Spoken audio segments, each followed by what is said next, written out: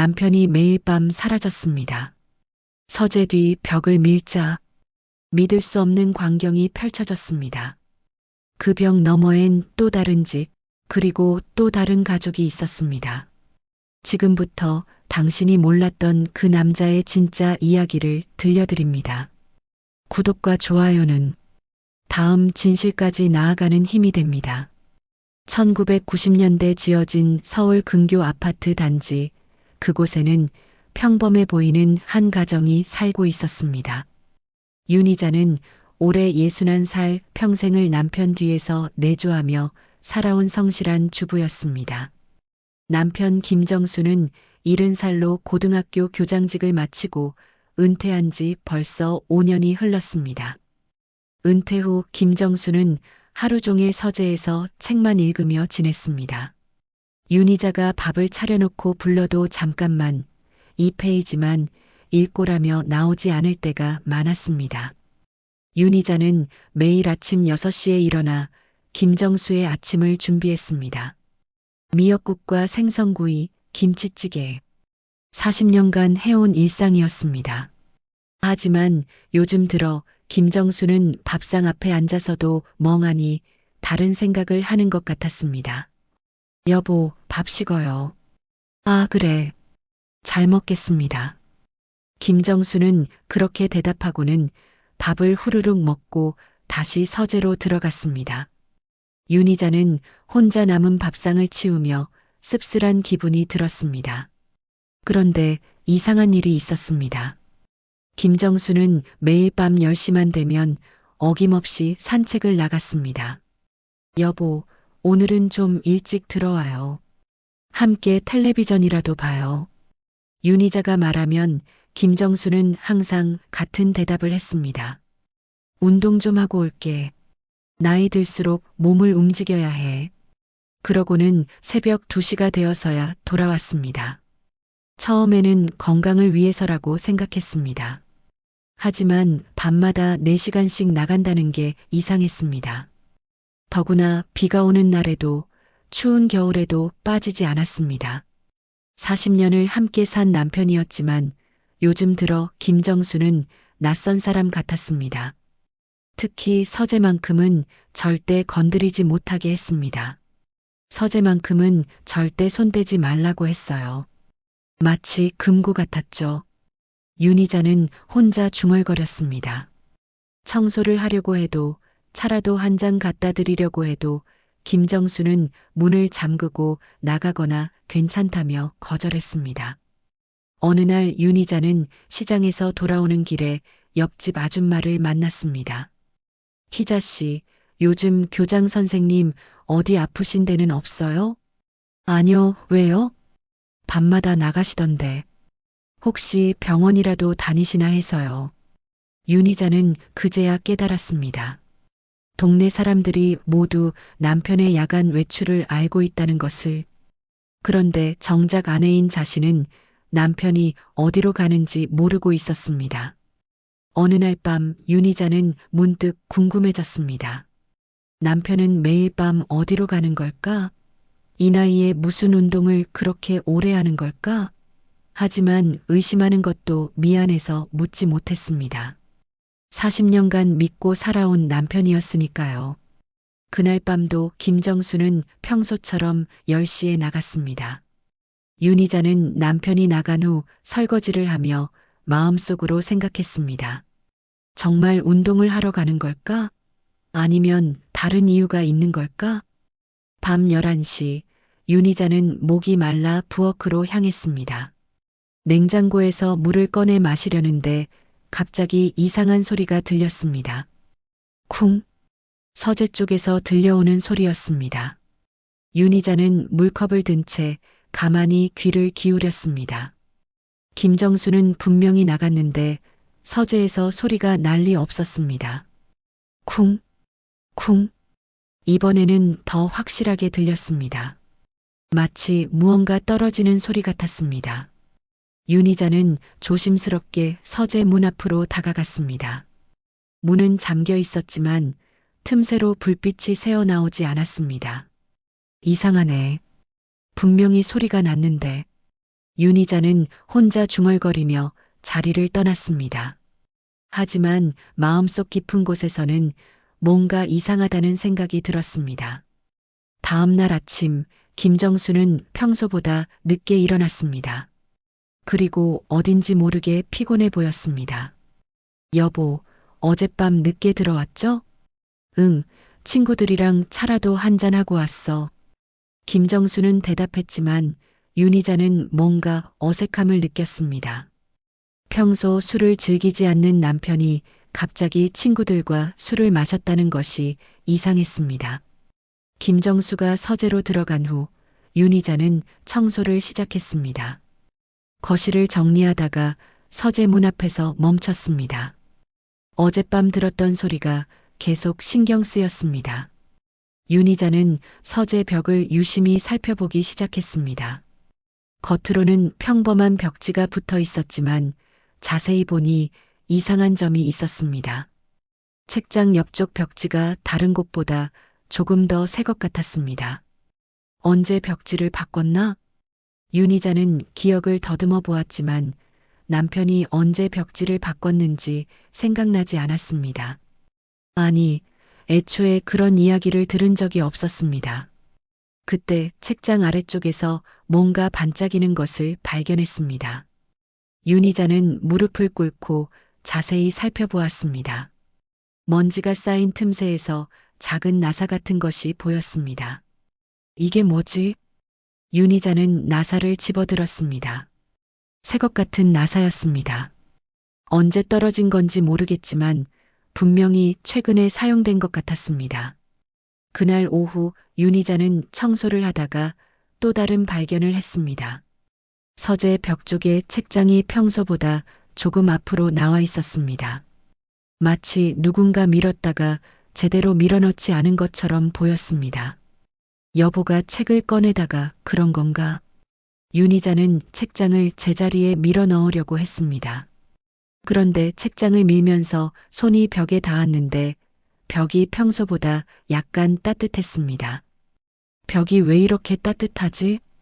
겨울이라 난방을 하고 있었지만 다른 벽과 온도가 달랐습니다. 윤희자는 손바닥을 벽에 대고 천천히 움직여 보았습니다. 그러다가 벽지 아래로 뭔가 단단한 것이 느껴졌습니다. 철 손잡이 같은 것이었습니다. 이게 뭐지? 벽지 아래에 손잡이가 있다고? 윤희자는 벽지를 조심스럽게 만져보았습니다. 손잡이 모양의 홈이 벽지 아래에 숨어 있었습니다. 마치 문고리처럼 생긴 것 같았습니다. 이 벽은 원래 있던 게 아니었구나. 윤희자는 깨달았습니다. 이 벽은 나중에 만든 것이라는 것을, 그리고 벽 뒤에 뭔가 있다는 것을. 그날 밤 김정수는 또다시 10시에 나갔습니다. 윤희자는 남편이 나간 후 서재 앞에서 한참을 서 있었습니다. 벽 뒤에 무엇이 있는지 너무 궁금했습니다. 이틀 후 목요일 오후 김정수는 평소보다 일찍 외출했습니다. 동창 모임이 있어서 일찍 나가야겠어. 그렇게 말하고는 오후 5시에 집을 나섰습니다. 윤희자는 남편이 나간 후 한참을 망설였습니다. 서재 벽 뒤에 무엇이 있는지 확인해야 할까 말아야 할까? 40년을 함께 산 남편인데 이런 식으로 의심하는 게 맞나? 하지만 호기심은 점점 커져갔습니다. 매일 밤 들리는 소리, 새로 바뀐 벽지, 그리고 벽 뒤에 숨겨진 철 손잡이까지 이 모든 것이 우연일 수는 없었습니다. 윤희자는 결국 서재로 향했습니다.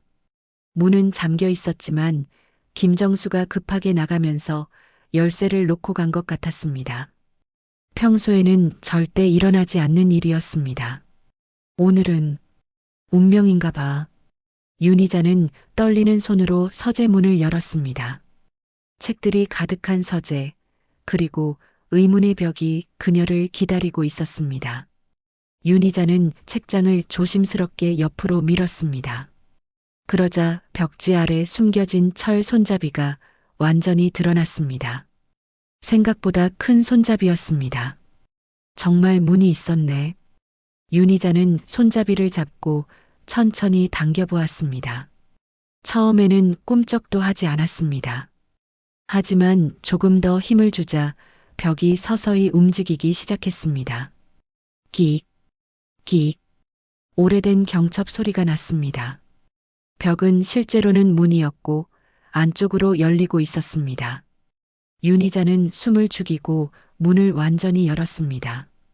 그 순간 윤희자는 자신의 눈을 의심했습니다. 벽 뒤에는 좁은 통로가 있었습니다. 길이는 약 2미터 정도, 폭은 어른 한 명이 겨우 지나갈 수 있을 만큼 좁았습니다. 통로 끝에는 또 다른 문이 있었습니다. 이게 도대체 뭐지? 윤희자는 통로로 들어섰습니다. 바닥에는 카펫이 깔려 있었고 벽에는 작은 전등이 설치되어 있었습니다. 누군가 정성스럽게 만든 통로였습니다. 통로 끝에 있는 문에도 손잡이가 있었습니다. 윤희자는 조심스럽게 문을 열었습니다. 그리고 그 순간 그녀의 세상이 완전히 뒤바뀌었습니다. 문 너머에는 거실이 있었습니다. 하지만 자신의 집 거실이 아니었습니다. 가구도 다르고 벽지도 달랐습니다. 그리고 거실 소파에는 50대 중반으로 보이는 여성이 앉아 있었습니다. 여성은 텔레비전을 보고 있었습니다. 그리고 그 옆에는 중학생 정도로 보이는 남자아이가 숙제를 하고 있었습니다. 윤희자는 말문이 막혔습니다. 이게 현실인지 꿈인지 구분할 수 없었습니다. 자신의 집 서재에서 시작된 통로가 다른 집 거실로 이어진다는 것이 믿어지지 않았습니다. 그때 여성이 윤희자를 발견했습니다. 저기요. 누구시죠? 여성은 놀란 표정으로 일어서며 말했습니다. 목소리는 차분했지만 당황한 기색이 역력했습니다. 윤희자는 한참 동안 말을 못했습니다. 무엇부터 설명해야 할지 모르겠었습니다. 어머, 누구세요? 이거 어떻게 오셨어요? 여성이 다시 물었습니다. 이번에는 조금 더 당황한 목소리였습니다. 저는 옆집에 사는 윤희자라고 합니다. 그런데 저희 집 서재에서 이쪽으로 통로가 있어서 윤희자는 떨리는 목소리로 말했습니다. 자신도 무슨 말을 하는지 모르겠었습니다. 통로요? 옆집에서? 여성은 더욱 놀란 표정을 지었습니다. 그리고 잠시 생각하더니 고개를 끄덕였습니다. 아, 그 통로 말씀이시군요. 저는 서미정이라고 합니다. 어떻게 그쪽으로 오셨나요? 서미정이라는 여성은 이미 이 통로에 대해 알고 있는 것 같았습니다. 윤희자는 더욱 혼란스러워졌습니다. 제 남편이 매일 밤 어디로 가는지 궁금해서 그러다가 이 통로를 발견했습니다. 그런데 이게 도대체 뭐죠? 남편분이요? 혹시 김정수 선생님 말씀이신가요? 서미정이 조심스럽게 물었습니다. 그 순간 윤희자는 모든 것을 깨달았습니다. 이 여성이 자신의 남편을 알고 있다는 것을. 김정수 선생님을 아세요? 윤희자의 목소리는 떨리고 있었습니다. 서미정은 잠시 망설이더니 고개를 끄덕였습니다. 네, 알고 있습니다. 그 순간 현관문이 열리는 소리가 들렸습니다. 윤희자와 서미정은 동시에 그쪽을 바라봤습니다. 그리고 윤희자는 자신의 눈을 의심했습니다. 문을 열고 들어오는 사람은 다름 아닌 김정수였습니다. 손에는 과자 봉지와 우유를 들고 있었습니다. 미정아, 준호 간식 사왔어. 오늘 수학 시험 어땠다고. 김정수는 말을 하다가 윤희자를 보고 얼어붙었습니다. 손에 들고 있던 봉지가 바닥에 떨어졌습니다. 여보, 당신이 여기에 왜? 김정수의 얼굴이 창백해졌습니다. 윤희자는 그런 남편을 바라보며 모든 것을 이해했습니다. 매일 밤의 외출, 서재의 비밀 통로, 그리고 이 집의 존재까지. 그러니까 당신은 매일 밤 여기로 온 거였네요. 윤희자의 목소리는 차갑게 가라앉았습니다. 40년을 함께 산 남편이 다른 여자와 이런 관계를 맺고 있었다는 사실이 믿어지지 않았습니다. 엄마, 아빠 왜 그래요? 소파에 앉아있던 남자아이가 고개를 들었습니다. 윤희자는 그 아이를 자세히 봤습니다. 눈과 코의 생김새가 김정수와 닮아 있었습니다. 준호야, 방에 들어가서 공부해. 서미정이 아이에게 말했습니다. 아이는 뭔가 이상한 분위기를 감지했는지 책을 들고 방으로 들어갔습니다. 저 아이가 설마. 윤희자는 말을 잇지 못했습니다. 김정수는 고개를 숙인 채 대답했습니다. 내 아들이야. 아들이라고요? 윤희자는 비명에 가까운 소리를 냈습니다. 자신들에게는 아이가 없었습니다. 결혼 초기에 아이를 가지려고 노력했지만 이루어지지 않았고 나이가 들면서 포기했습니다. 그런데 남편에게는 다른 여자와의 사이에서 낳은 아들이 있었던 것입니다. 언제부터였어요? 언제부터 이런 이중 생활을 한 거예요? 윤희자는 목소리를 겨우 참으며 물었습니다. 김정수는 한참을 망설이더니 입을 열었습니다. 15년 전부터야. 준호가 태어난 게 13년 전이고 15년이라고요? 윤희자는 다리에 힘이 풀려 소파에 주저앉았습니다. 15년 동안 모르고 살았다는 것이 너무 충격적이었습니다. 당신은 나한테 거짓말을 하면서 15년을 산 거예요? 희자야, 내가 설명할게. 이건 설명이요? 뭘 설명한다는 거예요? 윤희자는 일어서며 소리쳤습니다. 평생 한 번도 남편에게 소리를 지른 적이 없었는데 이날만은 참을 수가 없었습니다. 김정수는 오히려 화를 내기 시작했습니다. 너야말로 남의 집에 허락도 없이 들어온 게 도둑질 아니야?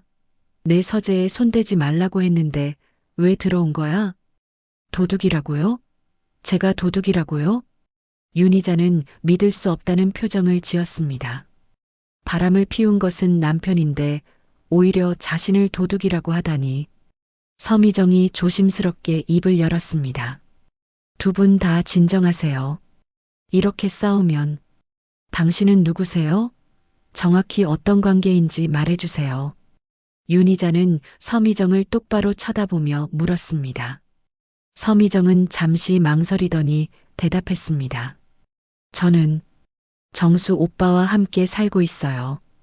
결혼은 하지 않았지만 사실혼 관계라고 보시면 됩니다. 사실혼이라고요? 윤희자는 정신이 혼미해졌습니다. 자신은 합법적인 부인이라고 생각했는데 실제로는 남편이 다른 여자와 가정을 꾸리고 살고 있었던 것입니다. 내가 모르는 당신의 15년이 옆집에 있었던 거예요? 윤희자는 김정수를 바라보며 절망적인 목소리로 말했습니다. 40년의 결혼 생활이 한순간에 무너지는 기분이었습니다. 그날 밤 윤희자는 잠을 이룰 수 없었습니다. 김정수는 서미정의 집에서 돌아오지 않았습니다. 윤희자는 홀로 침실에 누워 천장을 바라보며 생각했습니다. 40년이 뭐였을까? 나는 도대체 뭐였을까? 다음 날 아침 윤희자는 친정 어머니에게 전화를 걸었습니다. 90살이 넘은 어머니지만 아직 정신은 또렷했습니다. 어머니, 저 좀 물어볼 게 있어요. 왜 무슨 일이야? 정수가 혹시 다른 여자가 있다고 들어보신 적 있어요? 전화기 너머로 한참 침묵이 흘렀습니다. 그리고 어머니의 한숨소리가 들렸습니다. 너 이제야 알았구나. 윤희자는 머리가 하얘졌습니다. 어머니도 알고 있었다는 뜻이었습니다. 어머니도 아셨어요? 몇 년 전부터 소문이 돌았지. 내 시댁에서도 다 알고 있었어. 그런데 너만 모르고 있더라. 왜 말씀 안 해주셨어요? 말하면 너만 힘들어질 텐데. 그리고 내가 알아서 처리할 줄 알았지. 윤희자는 전화를 끊고 울음을 터뜨렸습니다. 가족들이 모두 알고 있었는데 자신만 바보처럼 모르고 살았다는 것이 너무 비참했습니다. 오후에는 김정수의 형수에게 전화를 걸었습니다. 형님, 저 좀 여쭤볼 게 있어요. 아, 희자야. 무슨 일이야? 정수 일 말이에요. 혹시? 아, 내가 알았구나. 언제 알았어? 형수도 당연하다는 듯이 말했습니다. 윤희자는 목이 메었습니다. 형님도 아셨어요? 당연히 알고 있지. 정수가 2008년에 그 집을 사줄 때부터 알았어. 벽도 뚫어서 연결한다고 했잖아. 2008년이요? 윤희자는 그때를 기억했습니다. 외환위기 이후 집값이 많이 떨어졌을 때였습니다.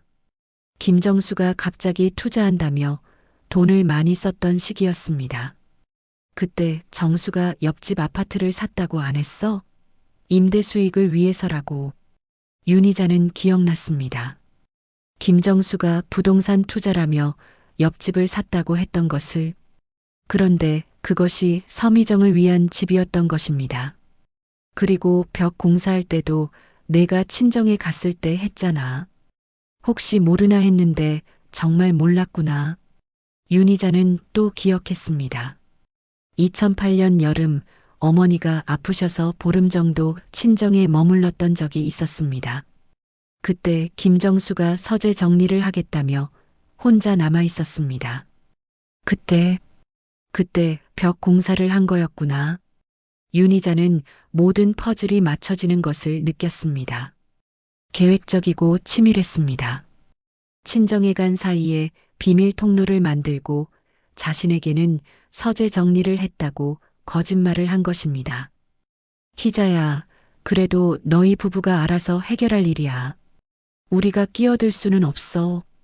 전화를 끊은 후 윤희자는 며칠 동안 집 밖으로 나가지 못했습니다. 동네 사람들을 마주치는 것이 두려웠습니다. 모두가 자신의 사정을 알고 있을 것 같았습니다. 김정수는 며칠 동안 집에 들어오지 않았습니다. 아마 서미정의 집에서 지내고 있는 것 같았습니다. 윤희자는 혼자 집에서 40년의 결혼 생활을 되돌아봤습니다. 나는 정말 아무것도 모르고 살았구나. 윤희자는 거울 속 자신의 모습을 봤습니다. 늙고 지친 60한 살의 여자가 거기 있었습니다. 평생을 남편만 바라보고 살았는데 그 남편에게는 다른 가족이 있었습니다. 준호라는 아이는 올해 몇 살이라고 했지? 윤희자는 계산해 봤습니다. 중학교 2학년이면 14살 정도일 것입니다. 그 아이가 태어났을 때 자신은 47살이었습니다. 그때 김정수가 늦은 나이에 아이를 가지기는 힘들다며 자신을 위로했던 기억이 났습니다. 그런데 실제로는 다른 여자와의 사이에서 아이를 낳았던 것입니다. 도대체 나랑 산 40년은 당신한텐 뭐였는데? 윤희자는 혼자 중얼거리며 눈물을 흘렸습니다. 이제 어떻게 살아야 할지 막막했습니다. 일주일째 김정수는 집에 들어오지 않았습니다. 윤희자는 혼자 집을 정리하며 지냈습니다. 그러던 중 김정수의 책상 서랍을 정리하다가 이상한 것을 발견했습니다. 서랍 맨 아래에 두꺼운 봉투가 숨겨져 있었습니다. 봉투 겉면에는 중요 서류라고 김정수의 글씨로 적혀 있었습니다. 윤희자는 망설였습니다. 남편의 사적인 서류를 함부로 보는 것이 옳은 일일까? 하지만 이미 모든 것이 드러난 상황에서 더 숨길 것도 없다고 생각했습니다. 봉투를 열자 여러 장의 서류가 나왔습니다. 첫 번째는 부동산 계약서였습니다. 2008년 7월에 작성된 것으로 옆집 아파트를 서미정 명의로 구입한 계약서였습니다. 구입 자금은 모두 김정수가 지불했습니다. 2억 5천만 원을 혼자서. 윤희자는 놀랐습니다. 그 당시 김정수의 월급으로는 상당한 액수였습니다. 어떻게 그런 돈을 마련했을까 궁금했습니다. 두 번째 서류는 건축 도면이었습니다. 두 집을 연결하는 통로의 설계도였습니다. 상세하게 그려진 도면을 보니 이것이 얼마나 계획적이었는지 알 수 있었습니다. 이렇게까지 치밀하게. 세 번째 서류는 생활비 이체 기록이었습니다. 김정수가 매월 서미정의 통장에 일정 금액을 송금한 내역이 있었습니다. 월 100만 원씩 10년 넘게 보내고 있었습니다. 윤희자는 계산해 봤습니다. 10년 동안 100만 원씩이면 1억 2천만 원이었습니다. 집값과 합치면 3억 원이 넘는 돈을 서미정을 위해 썼던 것입니다.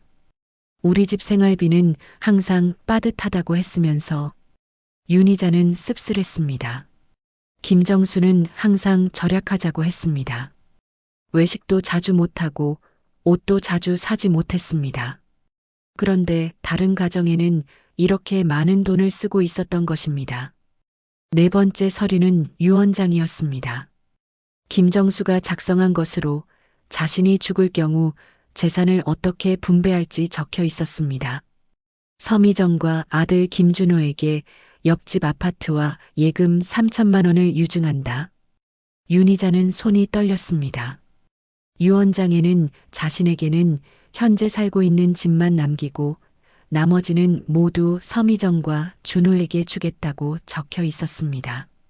마지막 서류는 김정수가 서미정에게 쓴 편지였습니다. 편지 날짜는 작년이었습니다. 미정아, 나이가 들수록 희자에게 미안한 마음이 든다. 하지만 너와 준호를 포기할 수는 없어. 만약 내가 먼저 가게 되면 준호만큼은 잘 키워달라.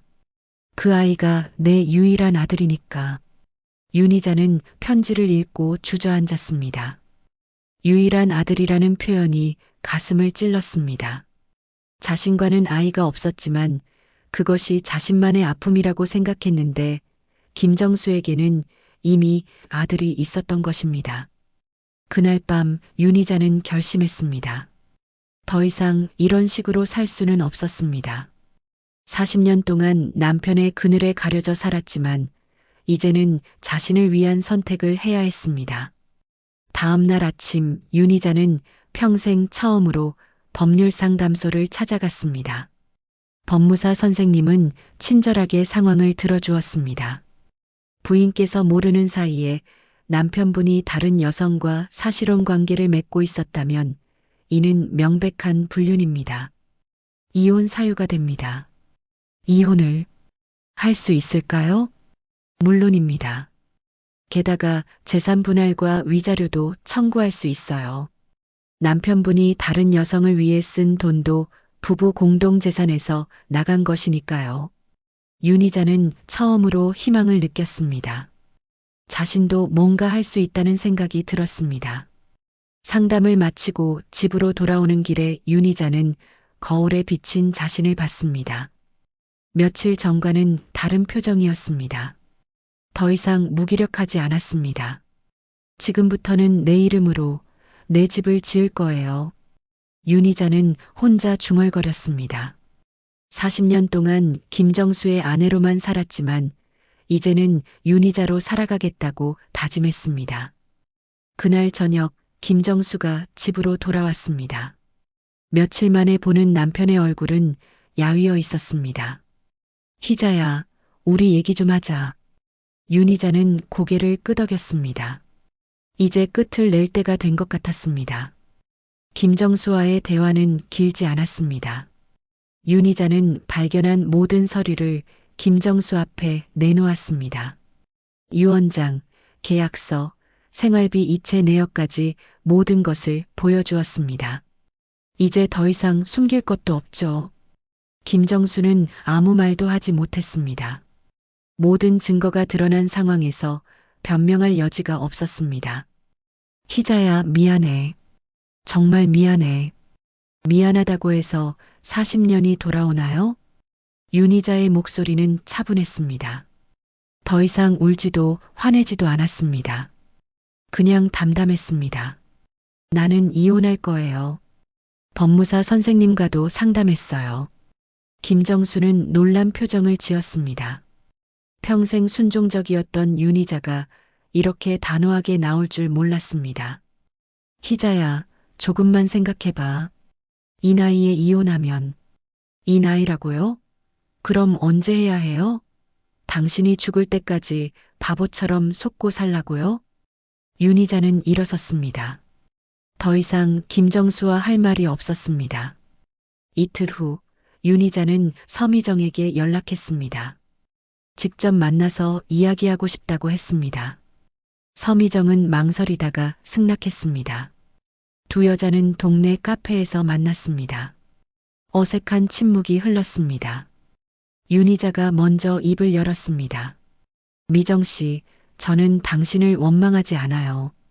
서미정은 놀란 표정을 지었습니다. 당연히 원망할 줄 알았는데 의외의 말이었습니다. 정수 오빠가 저에 대해서는 뭐라고 하던가요? 별거 아니라고 했어요. 그냥 형식적인 결혼이고 사랑은 없다고. 윤희자는 씁쓸하게 웃었습니다. 예상했던 대답이었습니다. 미정 씨는 어떻게 생각해요? 정수와의 관계를요. 서미정은 한참 망설이다가 대답했습니다. 나는 사랑받았지만 아내는 아니었어요. 항상 그게 아쉬웠어요. 아내가 되고 싶었나요? 솔직히 말하면, 네. 하지만 언니가 있다는 걸 알고 있었으니까요. 윤희자는 서미정을 자세히 봤습니다. 50대 중반으로 보이는 여성이었지만 아직 젊어 보였습니다. 김정수보다 15살 정도 어렸습니다. 준호는 정말 예쁘게 생겼더라고요. 고맙습니다. 정수 오빠를 많이 닮았어요. 제가 아이를 못 가져서 정수가 많이 아쉬워했어요. 그래서 당신한테 간 건가 봐요. 서미정은 고개를 숙였습니다. 윤희자의 아픔을 이해할 수 있었습니다. 미정 씨, 저는 정수와 이혼할 거예요. 그리고 재산 분할을 요구할 거고요. 알고 있어요. 정수 오빠한테 들었어요. 그런데 한 가지 제안이 있어요. 윤희자는 가방에서 종이를 꺼냈습니다. 미리 준비해 온 것이었습니다. 당신도 정수한테 속은 거예요. 법적인 아내가 될 수 없다는 걸 알면서도 15년을 기다렸잖아요. 서미정은 윤희자가 무슨 말을 하려는지 궁금했습니다. 정수의 퇴직금 통장 비밀번호 혹시 알고 있나요? 서미정은 얼굴이 빨개졌습니다. 실제로 알고 있었습니다. 작년에 준호 학원비가 필요해서 500만 원 정도 썼어요. 윤희자는 예상했던 대답이라며 고개를 끄덕였습니다. 그것만이 아니죠? 정수가 당신 명의로 적금도 넣어줬을 거고 보험도 들어줬을 거예요. 서미정은 더 이상 부인할 수 없었습니다. 실제로 김정수는 서미정 명의로 여러 가지 금융상품에 가입해 놓았습니다. 미정 씨, 우리가 싸울 이유는 없어요. 우리 둘 다 정수한테 속은 거니까요. 윤희자는 종이를 서미정 앞으로 밀었습니다. 이건 협의서예요. 정수가 우리 둘에게 한 일에 대한 보상을 받는 거예요. 서미정은 협의서를 읽어봤습니다. 내용은 간단했습니다. 김정수의 모든 재산을 조사해서 공정하게 나누자는 것이었습니다. 윤희자는 현재 집과 예금의 절반을, 서미정은 옆집과 나머지 예금을 가지는 것이었습니다. 그리고 준호 양육비는 따로 받는 거예요. 그 아이는 죄가 없으니까요. 서미정은 눈물을 흘렸습니다. 윤희자의 배려가 고마웠습니다. 언니, 정말 고맙습니다. 고마워할 일 아니에요. 이제 우리 모두 새로 시작하는 거예요.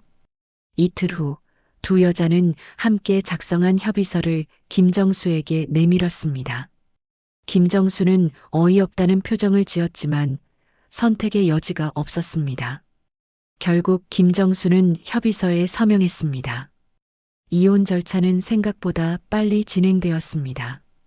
김정수가 모든 조건을 받아들였기 때문이었습니다. 재산 분할도 협의서대로 이루어졌습니다.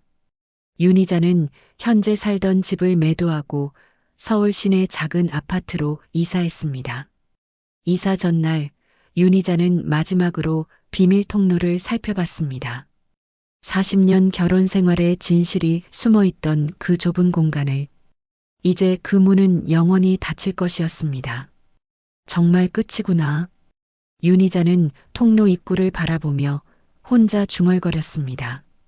서미정도 이사를 준비하고 있었습니다. 준호의 학교 문제 때문에 멀리 가지는 못하지만 같은 동네 다른 아파트로 옮길 예정이었습니다. 이사 당일 서미정이 윤희자를 찾아왔습니다. 손에는 작은 상자를 들고 있었습니다. 언니, 이거 드리려고 왔어요. 상자 안에는 김정수와 윤희자의 결혼 사진이 들어 있었습니다.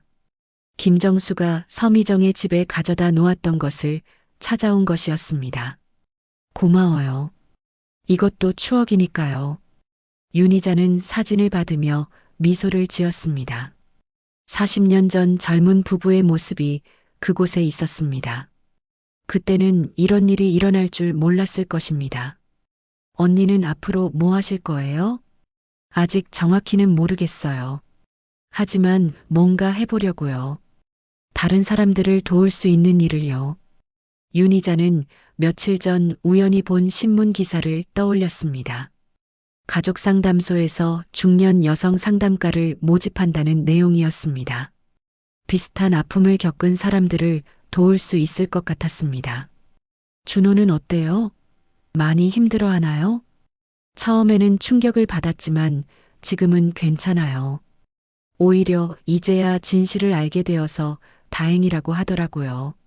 서미정은 아들 이야기를 하며 표정이 밝아졌습니다. 그 아이가 언니한테 편지를 쓰고 싶다고 해요. 괜찮을까요? 물론이죠. 그 아이에게는 죄가 없어요. 윤희자는 진심으로 대답했습니다.